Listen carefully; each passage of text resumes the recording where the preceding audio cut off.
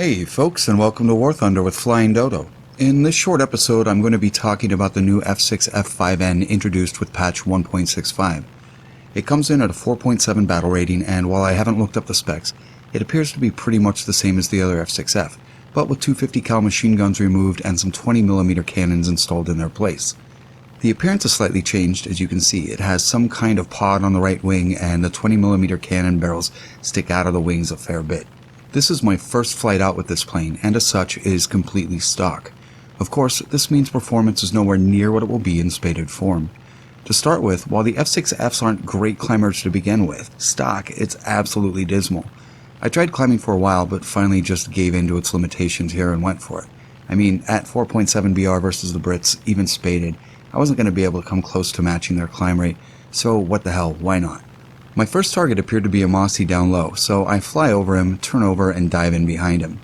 Dive speed and control is pretty good even stock, as long as you aren't trying to make too much of a directional change, much like the previous F6F. You don't have to worry much about breaking wings under heavy Gs either. The plane is a big heavy beast and is not very good at making minute directional adjustments at any speed.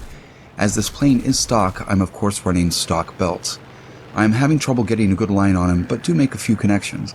As I head back up to start another diving run on him, he hits the ground, and somehow that's kill number one. Notice that much like the previous F6F, the huge wings, elevators, and ailerons of this plane do give it a very good initial turn and loop rate. Just beware that it's lost quickly as energy is lost in maneuvering such a large and heavy plane. I'm going to skip quite a ways ahead now. As you can see, this is about 7 minutes later in the match. I'm moving to aid an F-82 in its fight with a Spitfire. I've finally gained a little altitude, coming in at about 4 kilometers. I make a half-hearted pass at the Spit and exit out the other side to put plenty of distance between us as he tries to turn around. The F-82 makes a pass at him and interrupts his maneuvering, which gives me a great opportunity to bank left hard and come back around. The F-82 forces him down, which now puts the fight in a bit of the vertical, which I think might give me a better chance in this plane. As the Spit comes back towards me, he flips and rolls under to avoid my shots. Again, this plane is not terrific at fine and concise directional changes, so my shots are wide as I dip in. I roll back out and extend out and slightly up to set myself up for another pass. I bank hard right and see an F4U has joined the fight here, which will really keep that Spit on his toes. As I dive more to try to get a beat on him, he turns under and goes lower again. I decide to test this plane's vertical stamina and turn under myself, elevators at full. In the dive, the loop is not great, but as soon as I get vertical myself and slow down a tad, those elevators really swing me up and around. The plane is very slow at this point, but doesn't seem to exhibit any really terrible low-speed handling characteristics. As the F4U dives on him, I almost get my sights on target, but not quite.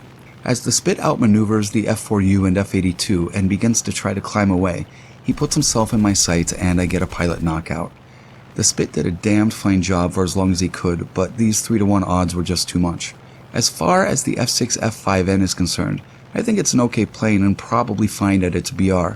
It's not faster, more nimble, or more deadly than anything else at its BR range, but it's probably a good enough mixture of those attributes to be at least competitive. Thanks and have a great day.